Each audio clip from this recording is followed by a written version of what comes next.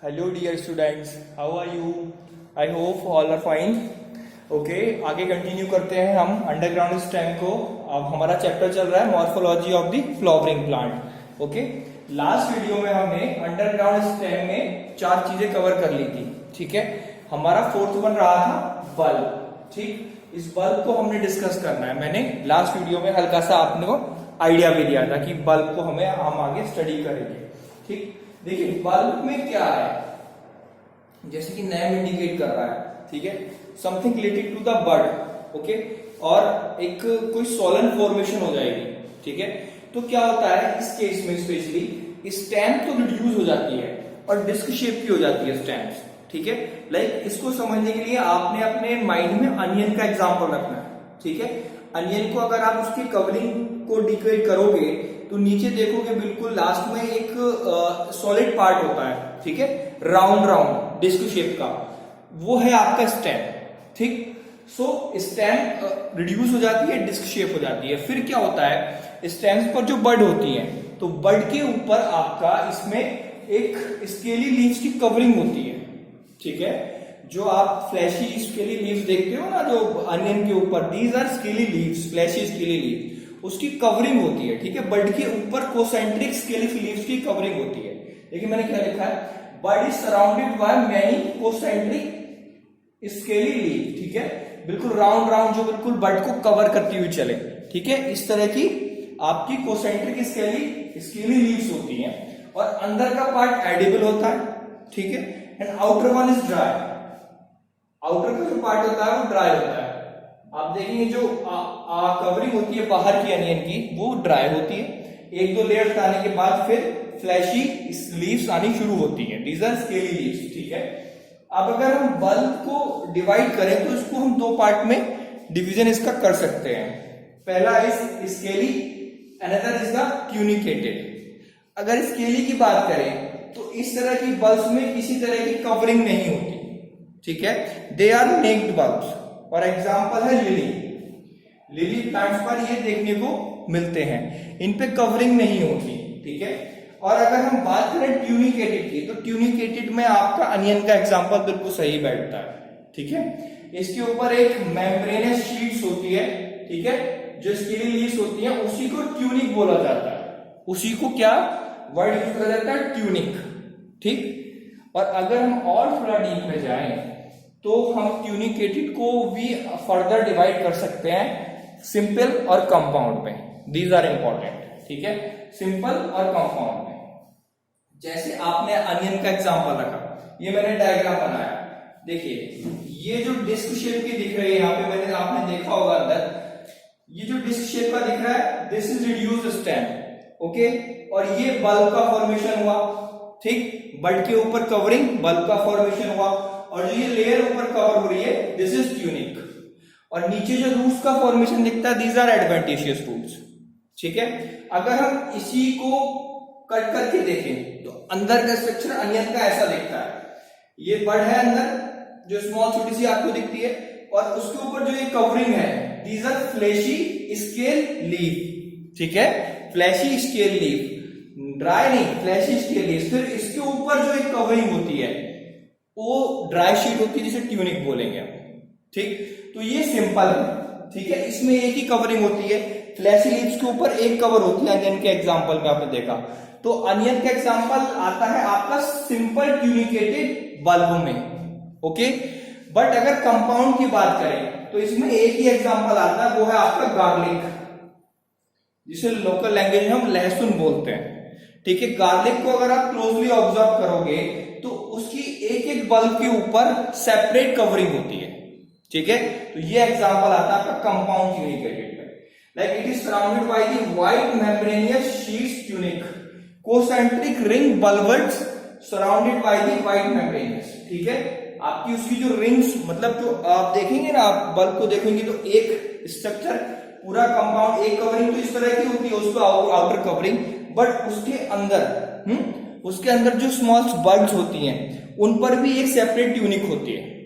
ठीक है, तो ये एग्जांपल है आपका कंपाउंड ट्यूनिकेटेड का, गार्लिक. तो सिंपल और कंपाउंड हमने स्टडी करे.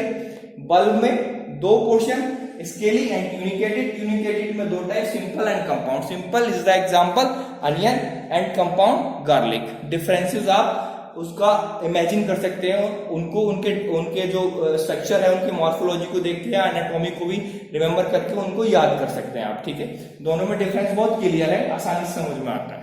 ठीक, तो ये आपका अंडरग्राउंड स्टेम यहां पर फिनिश हुआ। ठीक, अब हम मॉडिफिकेशन स्टेम्स में आगे बढ़ते हैं। फर्स्ट वन था अंडरग्राउंड स्टेम, जिसमें हमने कई चीजें पढ़ी। ठीक है, अंडरग्राउंड में हमने पीछे वाली वीडियो में 3 चीजें पढ़ी थी और चौथी ये आपकी बल्ब रही। अब हम सेकंड पे आते हैं, स्टेम टेंड्रिल्स। ये टेंड्रिल्स क्या होते हैं? देखिए, सबने ग्रेप्स की बेल देखी है। ठीक है, उस पे जो रोल कॉइलिंग फॉर्मेशन होती है उसे टेंड्रिल्स बोलते हैं। अगर मैं देखूं तो ये अगर लीफ निकली हुई है इस तरह की, वैसी लीफ होती है, और यहां से कॉइलिंग फॉर्मेशन जो होकर निकलता है इसे टेंड्रिल्स बोला जाता है। ठीक है, सो एक्सिलरी बड मॉडिफाई करती है टेंड्रिल्स में। ठीक है, जो एक्सिलरी बड्स होती हैं, देखिए ये एंगल मैंने बताया था पहले भी। मान लीजिए ये है, यहां से अराइज हुआ है, जनरली यहां से अराइज होता है, नीचे से नहीं होगा, सॉरी फॉर दैट, और यहां से ऐसे। सो ये एंगल, एक लीफ मान लीजिए इसको, ठीक है, और ये आपका स्टेम, ये एक्सियल एंगल बनता है, मैंने आपको पिछली वीडियोस में ये बताया था। और इस एंगल में से जो एक्सिलरी बड निकलती है वो मॉडिफाई हो जाती है टेंड्रिल्स में। और टेंड्रिल्स क्या होता है? लॉन्ग थिन थ्रेड और सेंसिटिव पार्ट होता है, क्लाइंबिंग ऑर्गन बोला जाता है इसको। ठीक है, it is spiral coil and provide support to the weak stem. इसका मेन रोल क्या होता है? इसका फंक्शन ये होता है कि ये सपोर्ट प्रोवाइड करता है। जैसे आपने देखा होगा ग्रेप्स को अगर कोई लकड़ी या किसी का सहारा मिल जाए तो उस पर टेंड्रिल्स कॉइल कर जाते हैं और पूरी बेल को ऊपर सपोर्ट कर देते हैं, पूरे प्लांट को ऊपर सपोर्ट कर देते हैं उसको। ठीक है, तो ये क्लाइंबिंग ऑर्गन्स का काम करता है। एग्जाम्पल देखे जाए तो ग्रेप्स वाइन, गाउट के सारे एग्जाम्पल आपके, पंपकिन, वाटरमेलन्स, कुकुम्बर, ये सारे इसमें लाए करते हैं। ठीक है, जस्ट अ सेकेंड।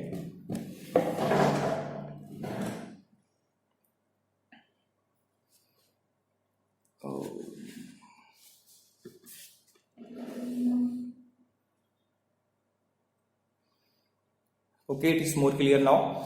ठीक, तो ये एग्जांपल हुआ सैंपल स्टेम टेंड्रिल्स का। अब आते हैं थॉर्न। ठीक है, थॉर्न को हमने स्टडी करने के लिए अगर हम देखें इस तरह के डायग्राम अगर हम देखें, और ये लीव्स है और जैसे एक्सिलरी बड निकली हुई है इस तरह से, और एक्सिलरी बड ही आप कन्वर्ट हो जाती है थॉर्न्स में। ये मॉडिफिकेशन पे एक्सिलरी बड का है। देखिए क्या होता है, अगर एक्सिलरी बड्स अपना ग्रो करने की एबिलिटी को लूज कर दें और वो पॉइंटेड हो जाए और हार्ड हो जाए, वुडी हो जाए, उनको बोला जाता है थॉर्न। ठीक है, मैंने यही लिखा है, axillary buds lose their ability to grow. ठीक है, एक्सिलरी बड्स का काम क्या होता है भाई? ग्रो करके ब्रांचेस का डेवलपमेंट करना है, बट वो उस एबिलिटी को लूज कर जाए, ठीक है, और वो वुडी हो जाए, पॉइंटेड हो जाए, उनको थॉर्न बोला जाएगा। तो इनका यूज क्या है? इनका यूज होता है प्रोटेक्शन प्रोवाइड करना, प्लांट को प्रोटेक्ट करना। ठीक है, ये देखे जाते हैं आपके सिट्रस प्लांट्स में और बोगनवेलिया। ठीक है, जितने भी आपके लेमन का प्लांट हुआ और भी कई तरह के प्लांट्स जिसमें आपको थॉर्न देखने को मिलते हैं इजीली। ठीक है, तो ये भी मॉडिफिकेशन हुआ आपका एक्सिलरी बड का और ये स्टेम के अंडर में आता है। ठीक, नाउ आगे चलते हैं हम। फोर्थ कैटेगरी आती है सब एरियल वीक स्टेम्स। देखिए, सब एरियल मतलब ऐसी स्टेम्स जो पूरी तरह से एरियल नहीं है, पूरी तरह से, सॉरी मैं कैमरा एडजस्ट करता हूं, like this is sub aerial weak stems. ठीक है, फोर्थ कैटेगरी जो ऊपर मेंशन है। ठीक है, इसमें जैसे नाम इंडिकेट कर रहा है, सब एरियल वीक स्टेम्स वीक है और सब एरियल मतलब कुछ पोर्शन स्टेम्स का ऊपर है, अंडरग्राउंड है, अंडरग्राउंड है, under the below the soil, और कुछ पोर्शन एरियल है। ठीक है, तो सब एरियल इनको बोला जाएगा। ठीक, इसमें सबसे पहले कैटेगरी आती है ऑफसाइड्स। ये इंपॉर्टेंट है, काफी इंपॉर्टेंट है, इनके तीन एग्जांपल्स काफी इंपॉर्टेंट है। ऑफसाइड में प्लांट्स आते हैं, एक्वाटिक प्लांट्स में देखा जाता है, लाइक पिस्टिया, इकोमिया, and water hyacinth. Water hyacinth is also called terror of Bengal. ये आगे आप +2 में भी पढ़ेंगे, इसके एग्जाम्पल्स काफी इंपॉर्टेंट है। देखिए क्या होता है इस केस में, यहां पे समझेंगे। ये मैंने एक डायग्राम बनाया है, एक्वाटिक प्लांट है, ये वाटर की लेयर है, नीचे रूट्स हैं, ऊपर ये लीव्स दिखाई दे रही है, ठीक है। अब क्या होता है, इनमें से एक लेटरल ब्रांच का फॉर्मेशन होता है, लेटरल ब्रांच निकली और वो लेटरल ब्रांच पे नोड्स होती हैं, ठीक। और distance between two nodes are very less. Internodes जो होती है, इंटरनोड बहुत छोटी होती है, मतलब शॉर्ट इंटरनोड्स होती है। देखिए क्या लिखा है मैंने, in aquatic plant like Pistia निकोमिया contain a lateral branch which bears short internodes. Short internodes का मतलब है, इंटरनोड्स क्या होता है, डिस्टेंस बिटवीन टू नोड्स, मतलब कि नोड्स के बीच में डिस्टेंस काफी कम है। फिर आगे वही बात देखिए, distance between the nodes in lateral branch is decreases and each bear rosette of leaves and cluster tough of the roots. अब क्या हुआ, जो लेटरल ब्रांच है उस पे जो नोड्स है और डिस्टेंस भी काफी कम है दो नोड्स के बीच में, अब इसमें लीव्स का फॉर्मेशन होता है और नीचे क्लस्टर, रूट्स का क्लस्टर का फॉर्मेशन हो जाता है। कहने का मतलब है पूरा उनका एक नया प्लांट, नया उनका प्रोजेनी ग्रो हो जाता है उस नोड से, ठीक है। और इसी तरह से पूरे उसको कवर कर लेते हैं, पूरे उसको कवर कर लेते हैं, पूरी वाटर की लेयर को, ऊपर की सतह को कवर कर लेते हैं। और यही इसी वजह से इसे टेरर ऑफ बंगाल बोला जाता है, बिकॉज वाटर हैशनिक को कोई बाहर से इंपोर्ट करके लेके आया था इसकी ब्यूटी देखकर, ठीक है, और यहाँ पे आके उसको पानी में लगा दिया, उसको ग्रो कर दिया, और उसने फिर सारे ही कहते हैं सारे रिवर्स की, इवन बहुत सारे बैंक्स ऑफ ओशंस को भी काफी कवर कर रखा है। और जिसकी वजह से इसकी एक प्रॉब्लम और है वाटर हैशनिक की, कि ये ना ऑक्सीजन को यूज करता है, वाटर की ऑक्सीजन की, तो एक्वाटिक प्लांट्स के, एक्वाटिक प्लांट्स और एक्वाटिक एनिमल्स के लिए भी काफी डेंजरस है।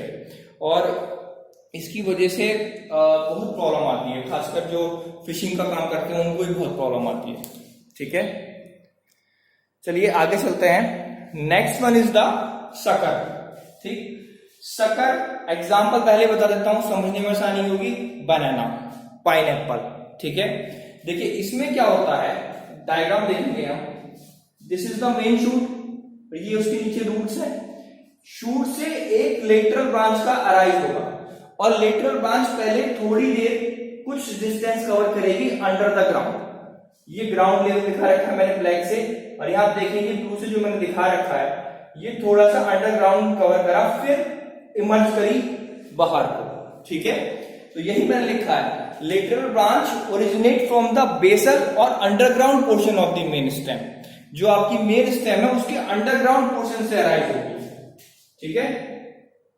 ये देखिए आप बिल्कुल यहां से अंडरग्राउंड पोर्शन से अराइज होगी मेन स्टेम के, और कुछ दूरी तक सरफेस, सॉइल के सरफेस के नीचे डिस्टेंस कवर करेगी, फिर इमर्ज आउट होगी ऑब्लिकली, मतलब तिरछी, ठीक है, इस तरह से इमर्ज हो जाएगी।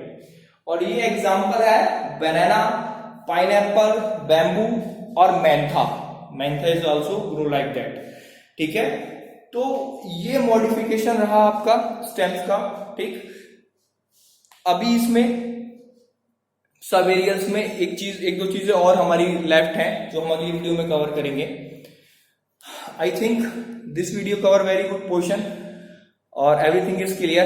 I hope all you like the video. Okay. For any doubts, please message and comment. Thank you.